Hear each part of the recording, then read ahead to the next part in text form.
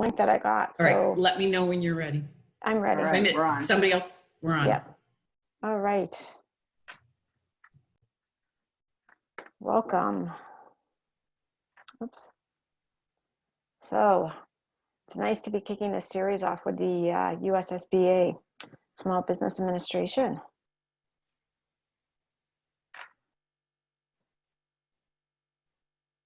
How are you doing today, Eileen? I'm just fine. How are you, Corinne? I'm good. I'm good. Looks like we have sunny weather here today, so that's a good sign. No electric problems, I hope. I know. I Power. know. Yes, definitely.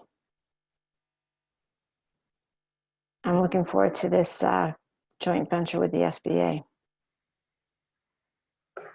This is the first time we've had the opportunity to do this series in conjunction with the SBA. It's really very exciting for us. It is. It is. We had a nice number of people register as well. So, you know, I have to jump in now since you guys are saying wonderful things about the SBA. Of course, we're glad. We're very glad. And I wanted to say we're very happy to be here and collaborate with you. I mean, your SCORE chapters have done such a wonderful job in putting these series together for our small businesses.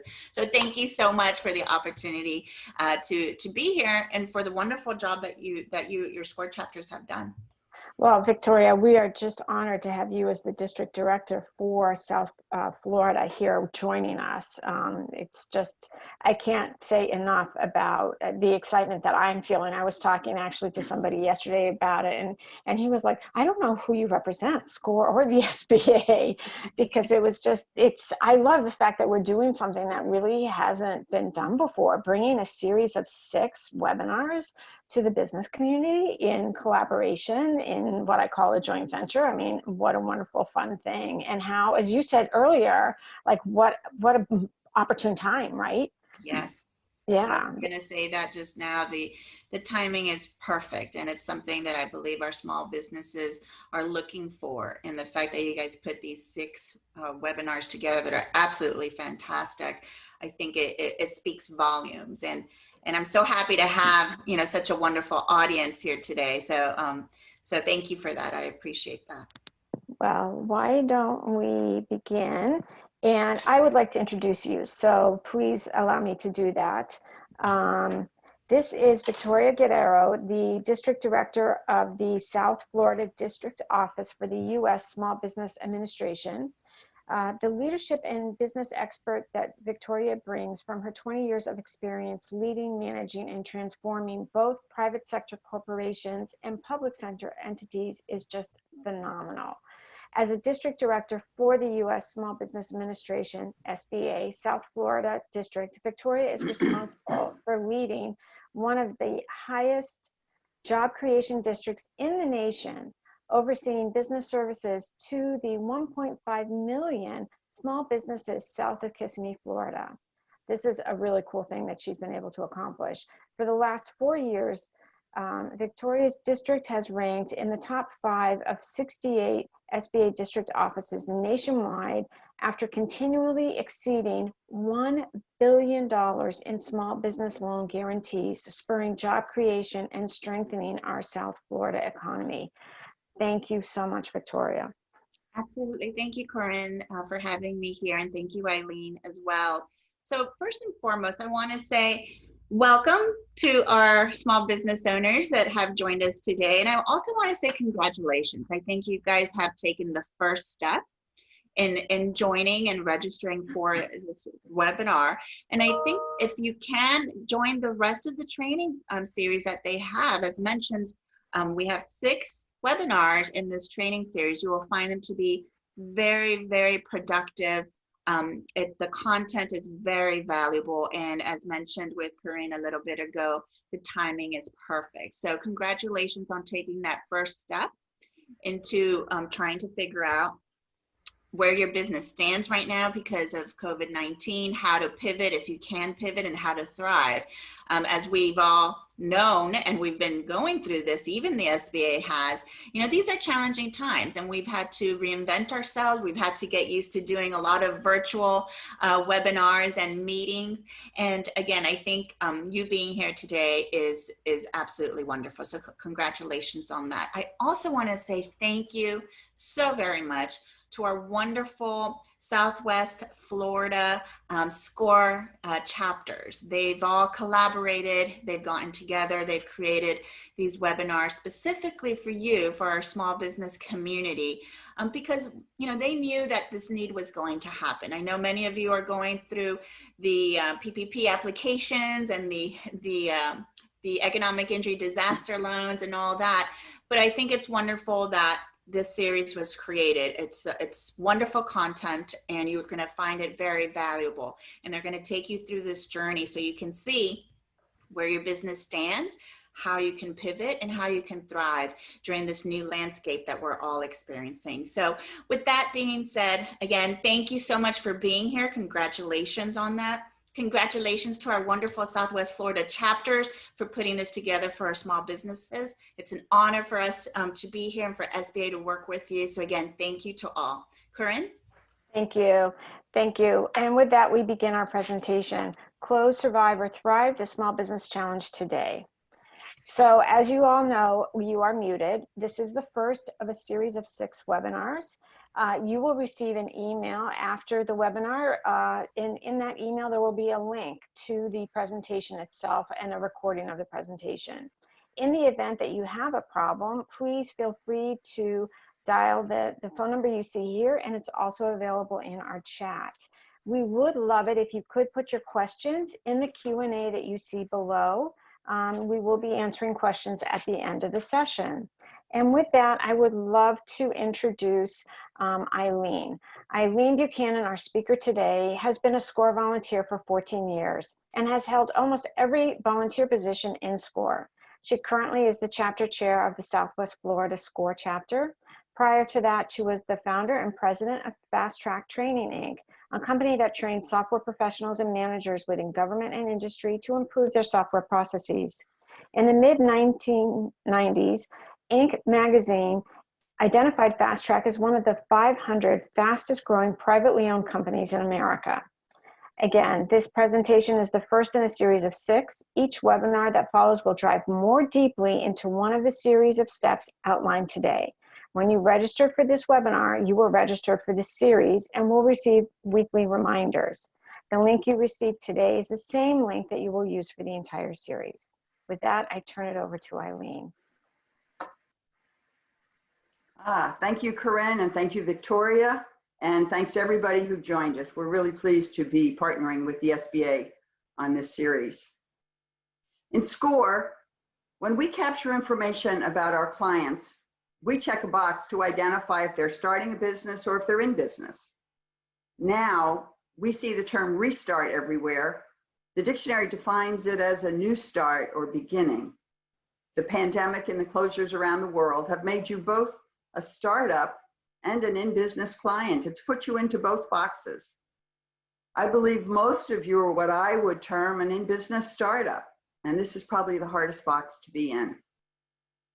Most of our clients who want to start a business are optimistic, energetic, passionate about their idea. So sure that it will be wildly successful that they may be afraid that someone will steal their idea. They may have money, but usually not enough, underestimating how much it would take. Do you remember when you first opened your business? So sure it would succeed, but yet perhaps afraid of quitting your day job? Worried about money, being afraid to fail, but still believing you could make it? I do. If you were one of the lucky ones, you may have moved into survival mode.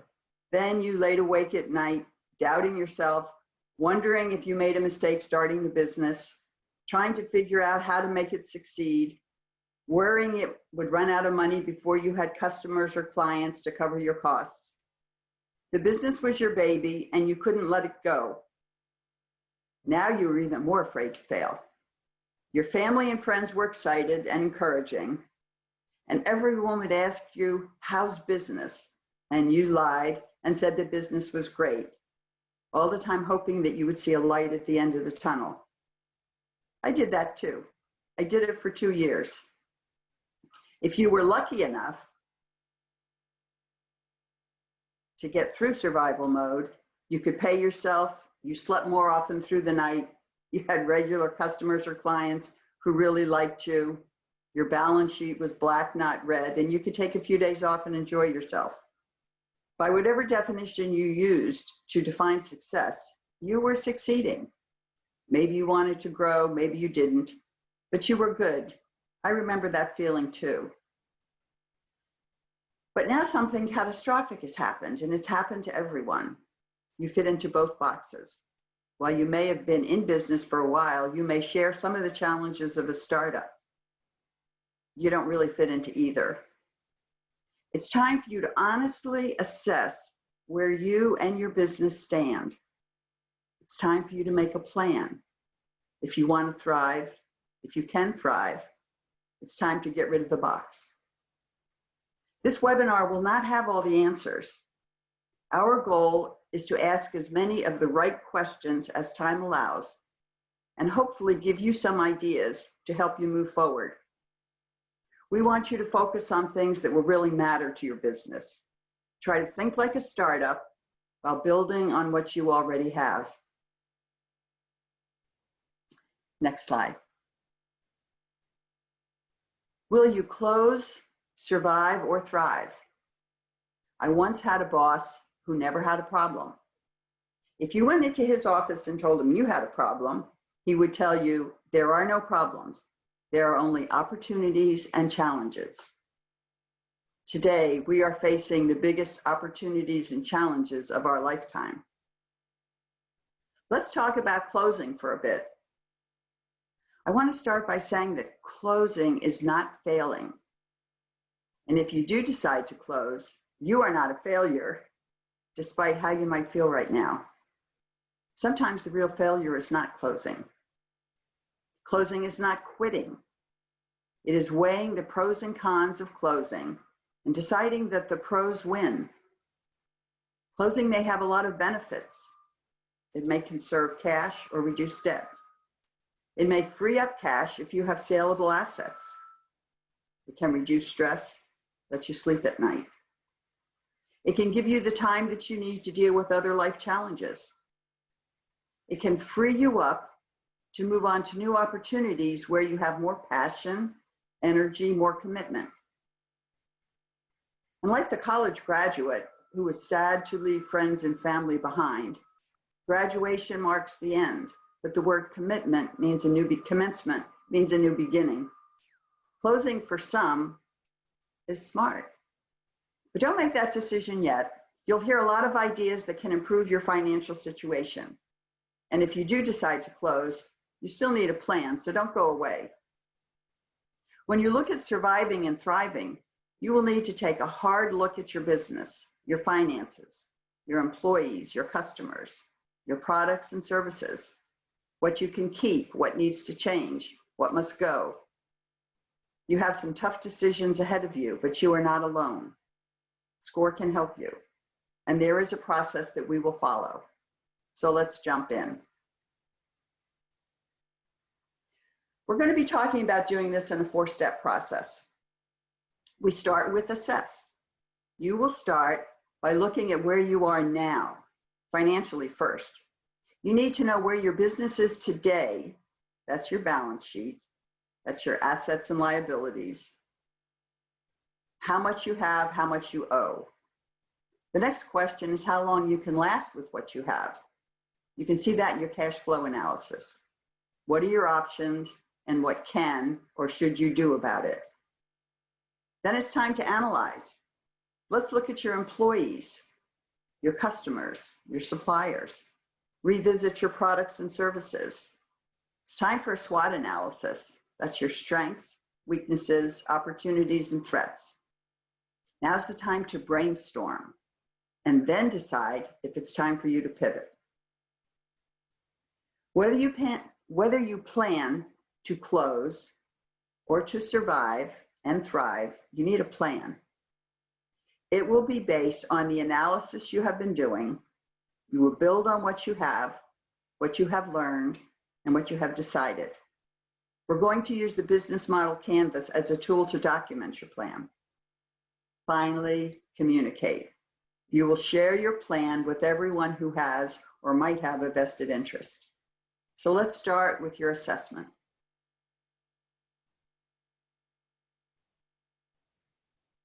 We start with your financial situation. Most small businesses pay attention to income and expenses, but often not as much to their balance sheet. Your balance sheet is where you identify all your assets and liabilities. Your assets include everything you own, O-W-N, own, cash, bank accounts, money owed to you, inventory, equipment, everything.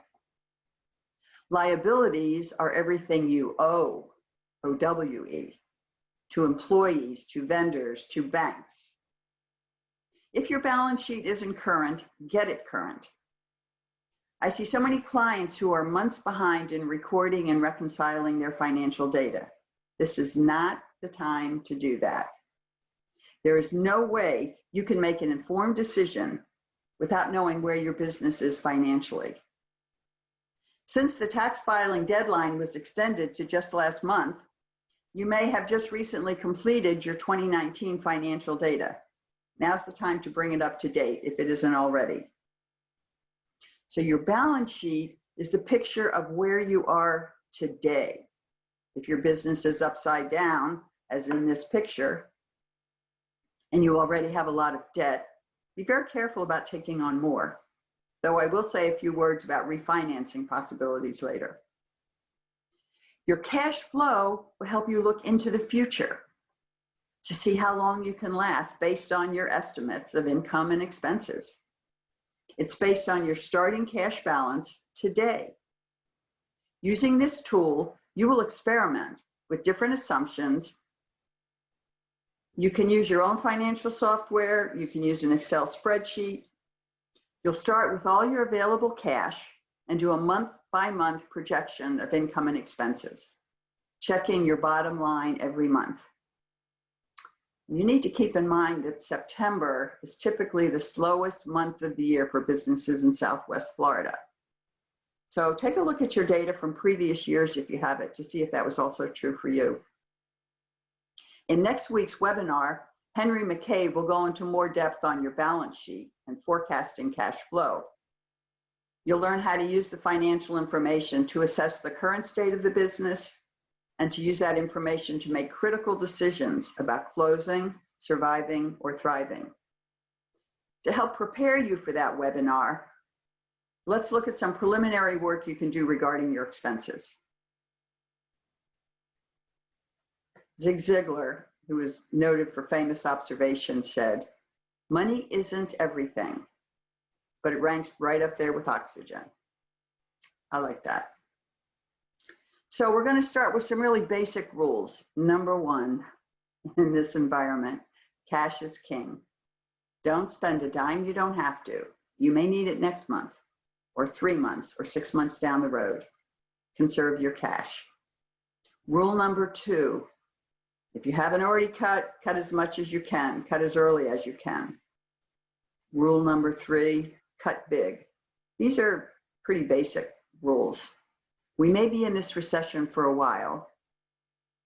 We may shut down again. You may already have too little cash. Conserve whatever cash you can. Now, a little later on in this presentation, I'm going to suggest an exception to that rule. Next slide. So let's focus on expenses first. Later, we'll talk about how to grow your income. Making your cash flow work for you may depend on one or the other, conserving cash, growing income, but probably both. So for starters, it's time to get the scissors out. Here we go. As you work on your cash flow analysis, you need to question and challenge every expense. Your office lease, which category does that fit in?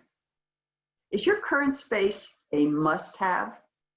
Are there options? Keep it, move to a smaller space. Zoom has taught us a lot about working from home. Global Workforce Analytics predicts that within the next 2 years, 6 times as many people will probably regularly work from home as did before. Can you share space? Can you renegotiate your lease or get a free month or two? Do you have storage? What about a storage lease if you have one? Go through every expense the same way. This is probably not the time to tie up money in inventory. Do you have multiple loans that can be combined or refinanced? We have a client who recently saved thousands of dollars in monthly loan repayments by consolidating multiple loans and extending the repayment schedule. Do you currently have an SBA 7A, 504, or microloan? SBA will pay 6 months of principal, interest, and fees that you owe, and it will do the same for new loans if the money is dispersed prior to September 27th, 2020. Will that help you? Go to sba.gov to learn about them. The SBA link is listed on resource pages at the end of this presentation, and they can answer any questions you have regarding the loans at the end of this webinar. What else can you try to renegotiate? Are there less expensive options for things? What about internet? Can you get certain things free? It's time to compare the costs of what you buy. Can you run more efficiently? Let's be realistic, nothing is safe. Payroll is a tough one. For the small business, your employees may be like family. We used to have a term, keepers, for your key personnel, the ones you want to keep. What's the impact of cutting payroll or reducing benefits temporarily? Are you paying people to do what you should be doing because you don't like it? Marketing or cold calls? Unless they can do it much better than you and have more than pay for themselves, you should rethink that now. Make multiple passes. What else can you cut back? We're going to use this analysis to keep going back into your forecasting model. Your cash flow analysis will help you see if you need a cash infusion to survive. And don't forget to come back next week and get help with this. I'm going to use the term restart review, where review means to look at it again. It's time for you to take another look at it. We spent time talking about your financial assessment in terms of cutting expenses.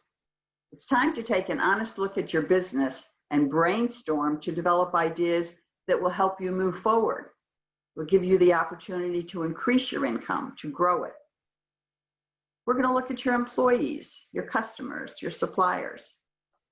Revisit your products and services. Let's start with where you are today and use a SWOT analysis. Strengths, weaknesses, opportunities, and threats. Then it's time to brainstorm and to decide if you can and should pivot. Just as your financial analysis was a two-part process, where you are today, as your balance sheet told you, and where you can go, as your cash flow predicts, this is also a two-part process. The SWOT analysis will tell you where you are now, and the brainstorming will help you see what the future can look like. So let's start analyzing your business. Strengths and weaknesses. These are internal factors and may fall into either or both categories. The questions above should get you thinking critically about your business. How do your personnel, products, services, customers, location, prices, expenses, financial situation, liabilities, branding, reputation, factor into your strengths and weaknesses? What makes you special? Why do people buy from you? Sometimes the same thing falls into both categories. They're flip sides of the same coin. A strength may be a great location. The weakness, a very expensive lease. And then let's say, please don't tell me that quality is one of your strengths. In this market, that's a given. In any market, that's a given. And if it isn't a given, it's a weakness. Opportunities and threats are external factors where you may have little control, but need to be factored into your plan to go forward.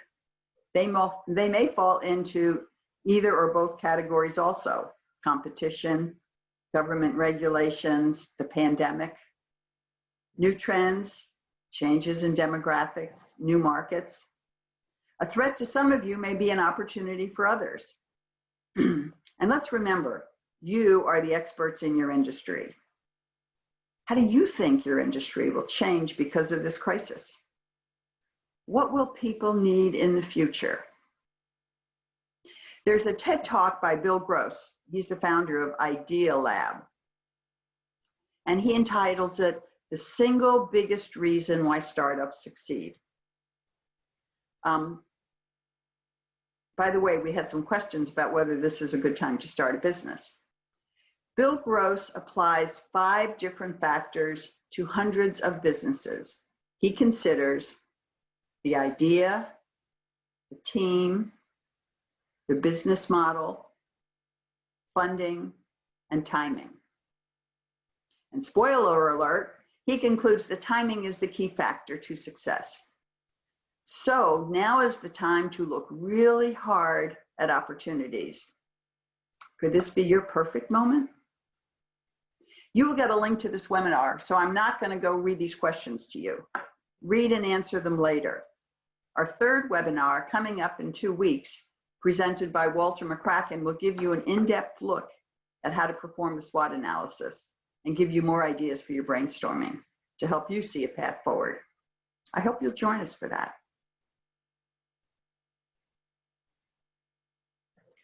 The quote, "If you change the way you look at things, the things you look at change." Do you see 2 faces in that picture? Or do you see a vase? Do you see both? We're going to try and look at things in different ways here. You can start a SWOT analysis by yourself, but don't try and do this alone. You need input from others. If you have employees, you will be amazed at their insights. They hear the compliments and the criticism. They work with your suppliers. They sell your products. If you've hired good people, then listen to them. Ask your friends, ask your customers. Maybe it's a survey or a Zoom focus group. More likely, it's a one-on-one call to some of your best customers. What do they like about your business? What would they like to see? What do they need? Once you have identified your business strengths and weaknesses, opportunities and threats, it's time to figure out what to do with this information. The next step is uncritical brainstorming. Uncritical brainstorming that allows all ideas to be captured. Everything gets written down. It's easy to talk about your strengths. It's harder to acknowledge your weaknesses. But this is not the time to be defensive. You are problem solving. This is the time to listen, to think, to create, be bold, be open. Try to see that there are no terrible ideas, only ideas that still need to be tweaked or combined with other ideas, or that can be built upon to lead other people to think of something else. Can you make it better? This is the time to be creative, to think about things differently. Don't limit yourself or your team. These ideas are your stepping stones. Is your competition always a threat? Can they be an opportunity? Can they be a partner, even sometimes? What can you team up on? If you are financially strong, are there opportunities to buy out your competition? If you're not strong financially, could you partner with the right business? Or would you consider seeing if they might be interested in buying your business?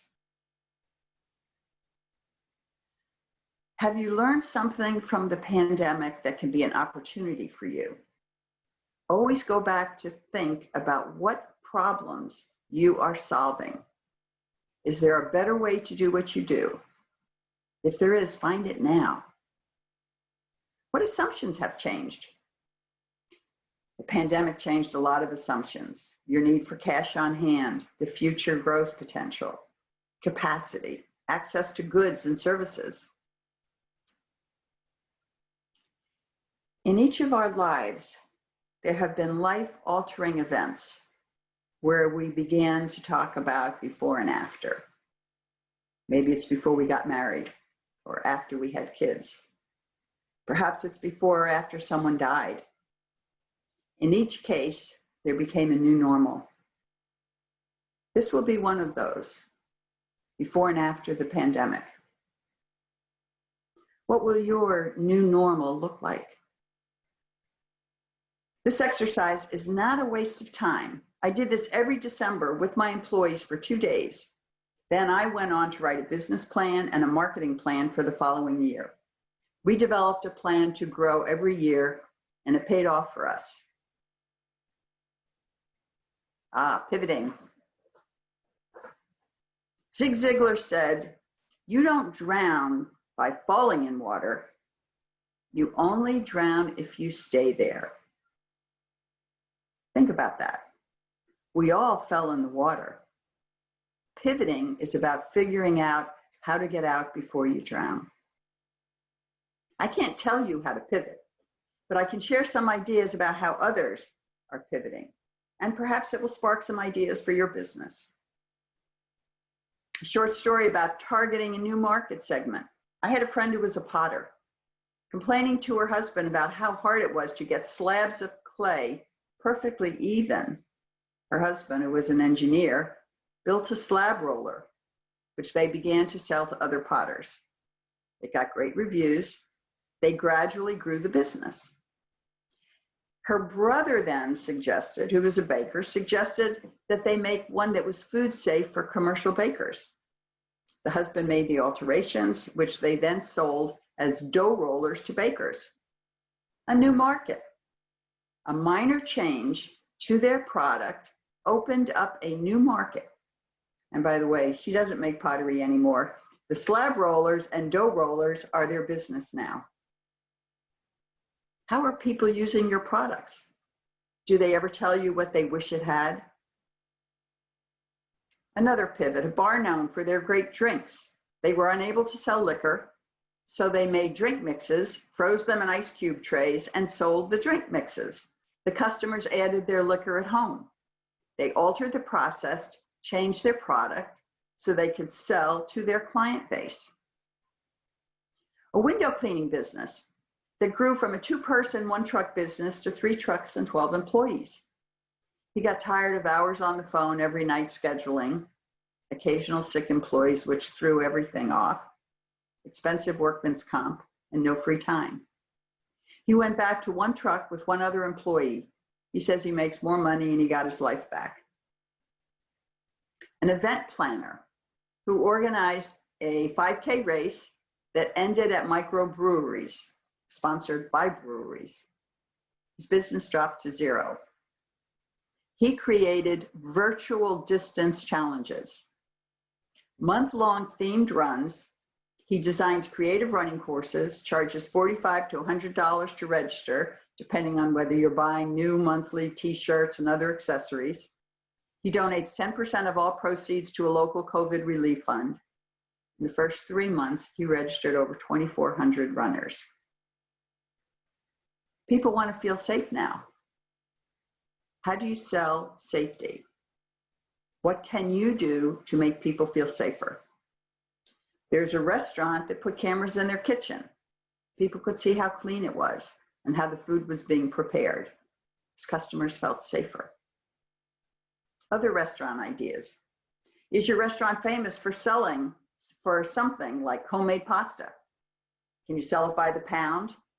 or meal kits? Can you sell it to grocery stores who would resell it?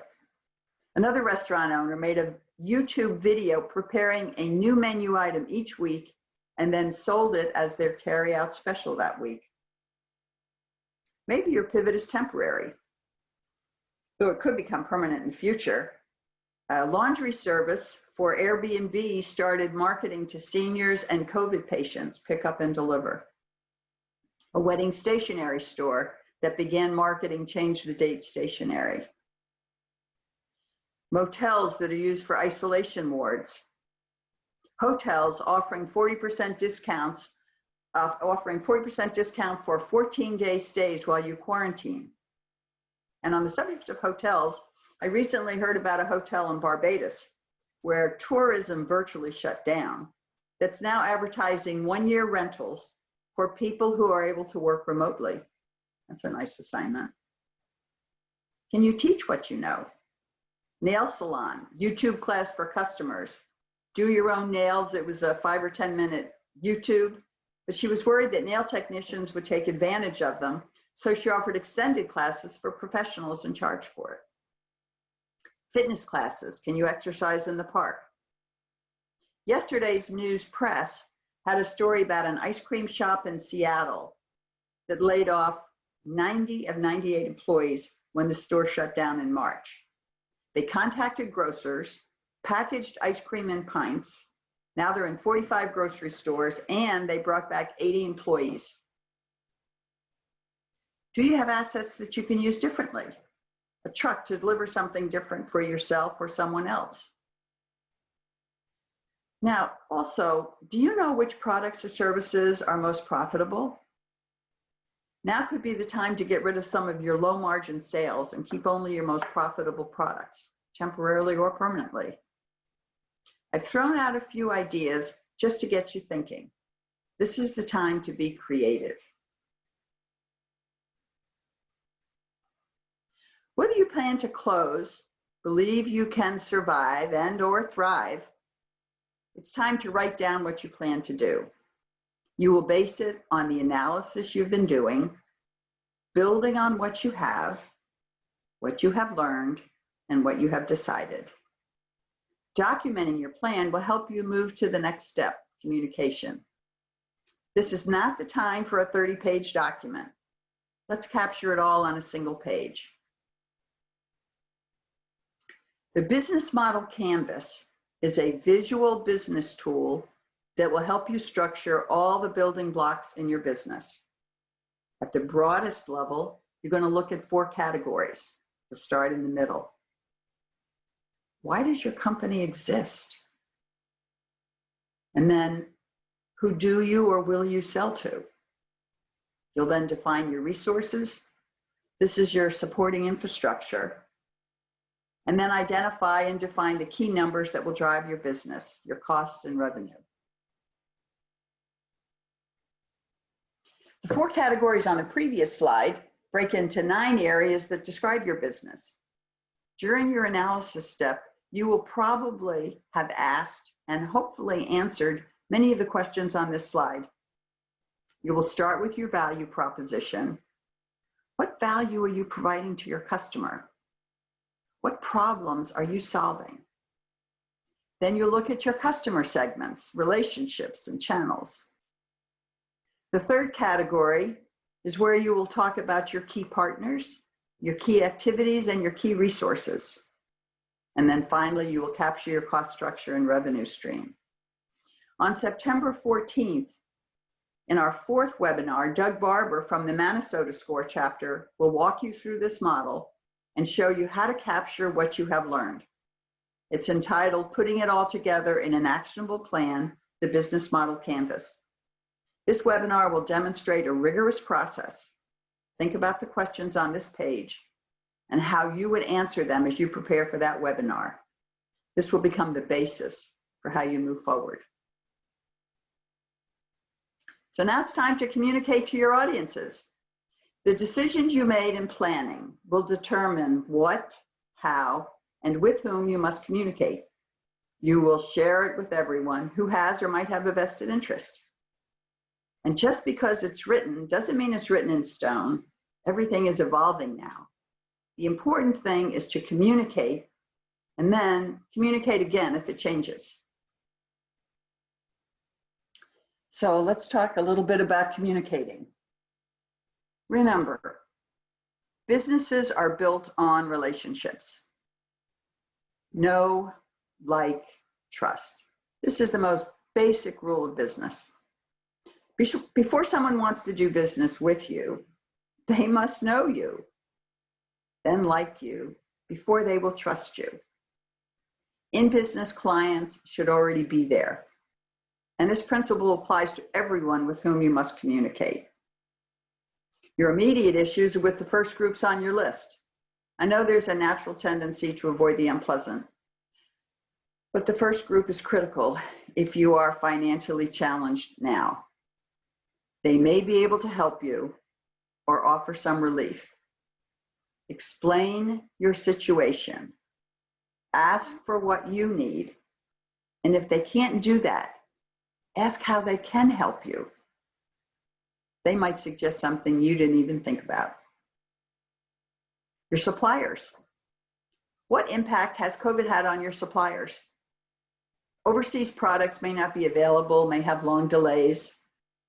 Stateside, some companies may still be closed or have gone out of business. You want to communicate with all of your suppliers. You want to verify what items they have in stock.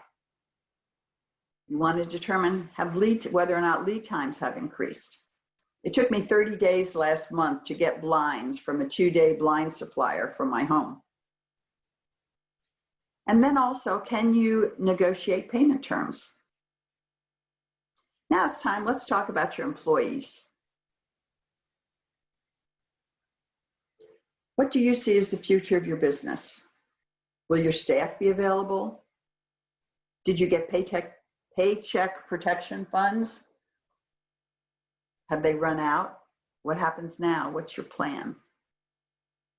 What do your employees need now? Childcare?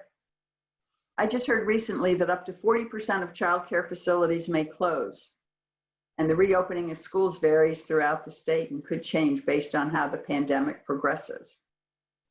On the other hand, you may not be aware, some counties are offering daycare scholarship through the local CARES grants. I'll say a little bit more about that later. Given the uncertain times, if your employees are receiving unemployment now, are they reluctant to come back, afraid they'll be going back on it again? And we certainly don't know the future of the unemployment benefits right now. Can they work from home? Will they work part-time? If so, will they need equipment, materials, supplies, assistance? How will you address COVID-19 illness?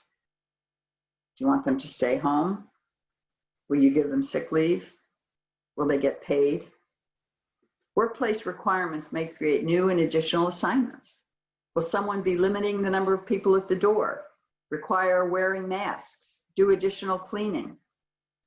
Listen to what your employees need and make sure you communicate what you need from them. As you deal with your employees and your customers, there are legal issues you need to consider. Our final webinar on September 28th, the Small Business Legal Challenges in the Aid of COVID, presented by Patrick Neal, attorney at law, will address those. If you have specific questions for him or for any of the other presenters, you can ask them when you respond to this survey you will receive following this webinar.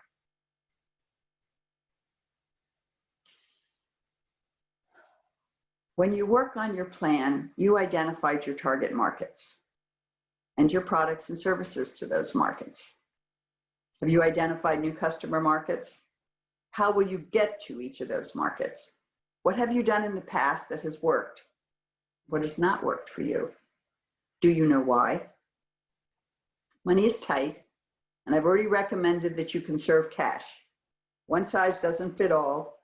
Your social media plan will be different if you have 100 followers or 100,000. If you have a plan to pivot or need more visibility, more money may need to be spent on your marketing. On September 21st, Sharon Schulman from the Southwest Florida SCORE chapter will present the In Business Guide to Tough Times, Marketing on a Dime. Join us for that webinar. Your customers that know, like, and trust you will want you to survive. At this time, perhaps you should be marketing from a position of weakness. We're all struggling. Share your challenges. Ask for help. There's a small family-run restaurant that many of the members in our community like. A neighbor posted on Facebook that they were struggling. Several others jumped in to say how good their food was and asked people to go there. We were reminded of them and went there for carryout. People do want to help when they can.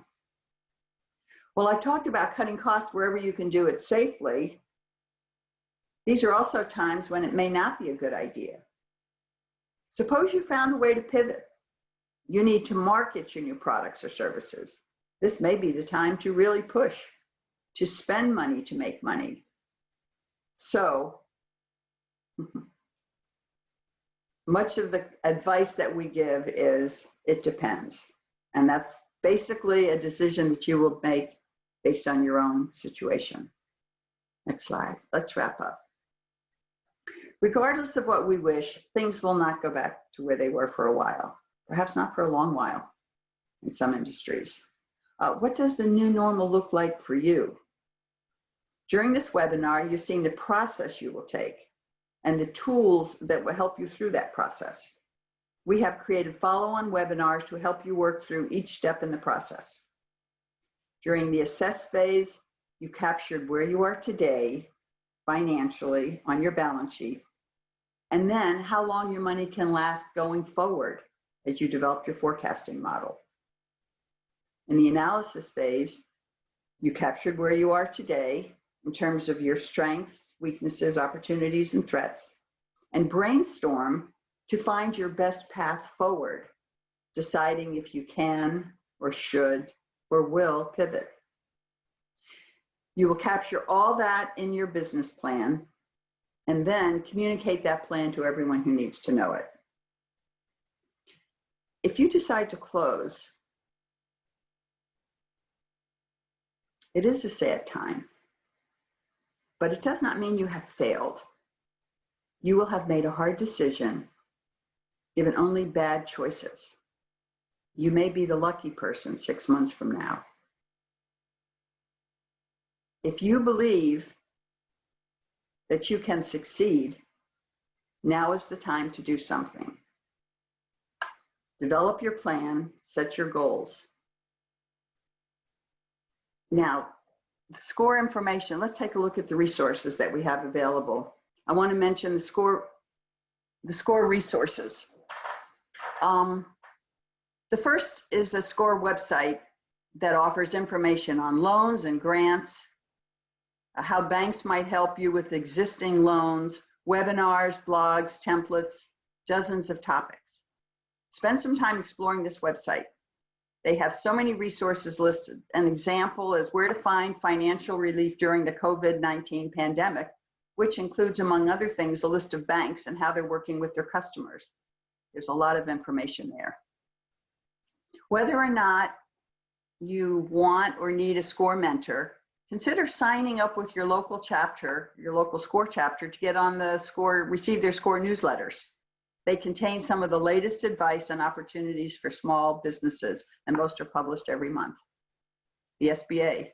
In addition to loan information that Lonnie will talk about, there's a small business lender match tool, a free online tool that connects small businesses with SBA approved community development financial institutions and small lenders. You can get matched in 2 days. There's the Florida Cares program. In Lee County, for example, there are several different ways, several different kinds of money that are available, but it's in every county has a program. Each county may have similar programs that offer financing for businesses. The Collier County program, for example, for small businesses won't be open till August 31st. closes on just September 8th, so it's a small window. There are child care scholarships in some where you can apply and have your children in paid child care daycare centers. There are individual grants to help people pay for rent or mortgage ending programs. Some have ended, some have not yet opened. Check the CARES program in your own county and see what's available. And then the final link is for to help you answer some of your legal questions. So now I'm going to turn it over to Lonnie. Thank you for your attention. Good afternoon. Thank you for joining us today. I really want to put a big thank you out to SCORE for doing this session. About a month ago, our district director, Victoria, talked about wanting to do something very much like this. Lonnie? Yes? Lonnie, we can't hear you. We hear you very far away. Okay. Is this any better? Hello? Is this any better? Hello? Your voice comes and goes. How about now? Is this any better? No, it comes and goes. If you'd like, I'll do your slide until you can fix your audio. All right. Go ahead, Victoria. Thank you, everyone. Thank you so much, Eileen. I appreciate that. That was wonderful. I've been seeing some of the comments. It was a wonderful, wonderful resource and information that was provided. So one thing we also wanted to say is SBA has multiple resources as well for our small business community. You can locate your local SBA office or resource partners by going to sba.gov/local assistance/find. Or if it's easier for you to remember, just go to sba.gov and on the top right-hand corner, there's going to be a section that says local assistance. You click on there, put your zip code, and you'll get all of your resource partners on there. Feel free to take a picture of this slide as well, because you have a lot of good links here. Now, SBA does offer newsletters and events. So we encourage our small business owners to sign up to our email distribution list by going to sba.gov/updates. When you go there, make sure to put your zip code so you can get the events that are close to you. Thirdly, we have an SBA disaster program information. Many of you are aware of this because of the local disaster we've all been experiencing. It's our economic injury disaster loans. You can find information on that by going to sba.gov/disaster. Funding is still available, so you can continue to apply if you haven't done so yet. You can also follow us at SBA_SouthFL for South Florida. And we have a YouTube channel. You can search for us on YouTube by going to SBA South Florida and you will see our channel where we do a lot of interviews with our wonderful resource partners. And we interview a lot of our small businesses that have been successful in getting our PPP loans. So please look for us on YouTube for SBA South Florida District Office and you'll find us there. Hey, Lonnie, can you hear us now?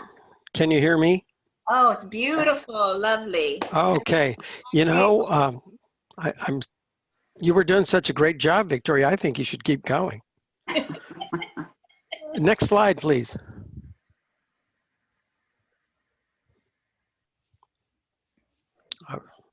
Okay, one of the things that I wanted to brag about, even though, you know, COVID-19 is a terrible thing, I think our response in Florida has been fantastic.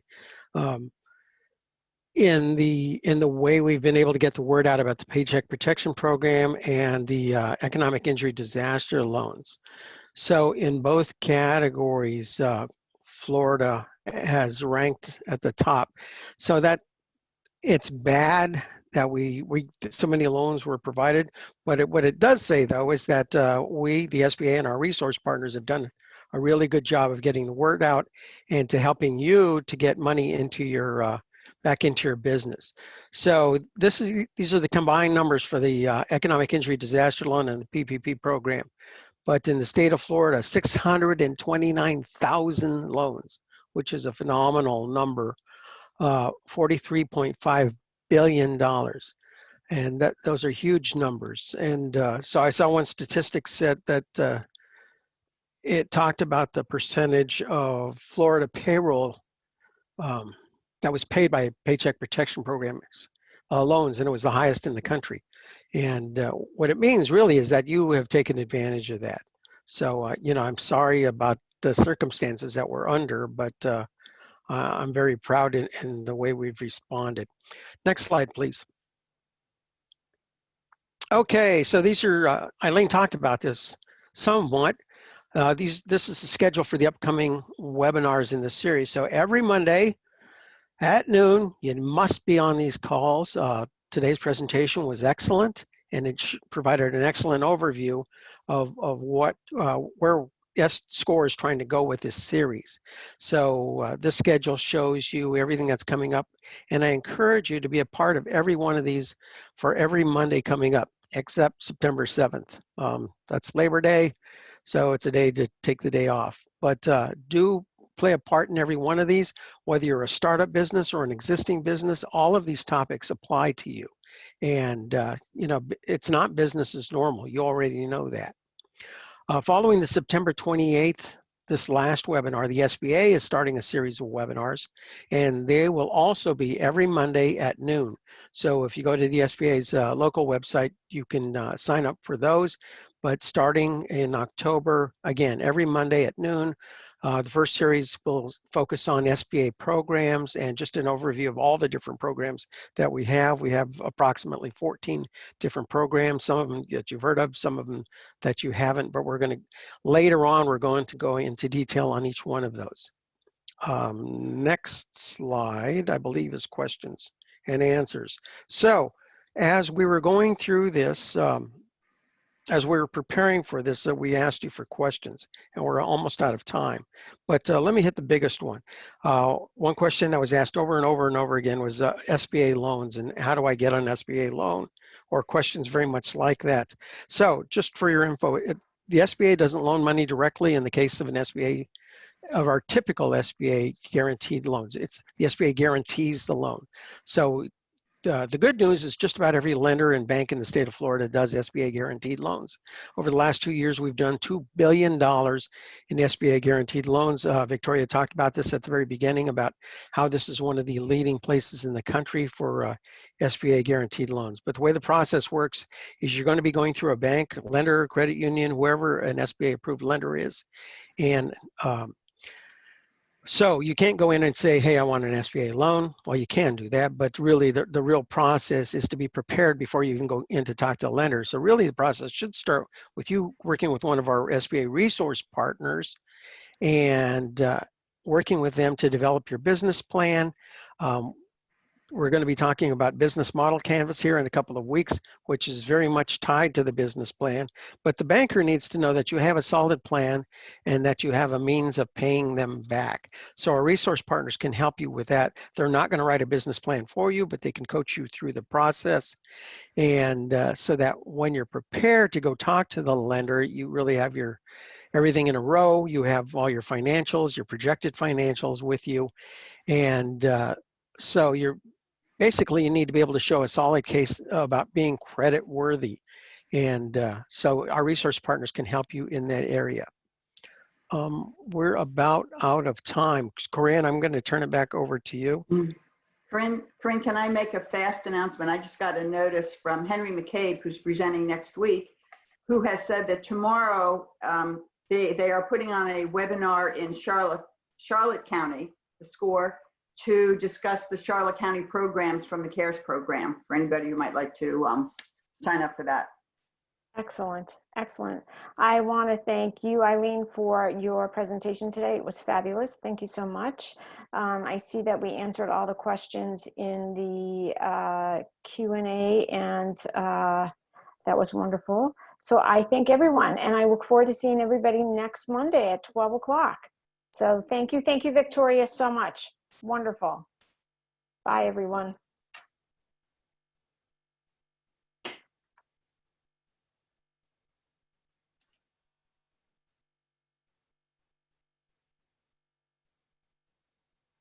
Everybody signed off? Not yet. Not quite. 62, 57. Sorry about the glitch with the microphone.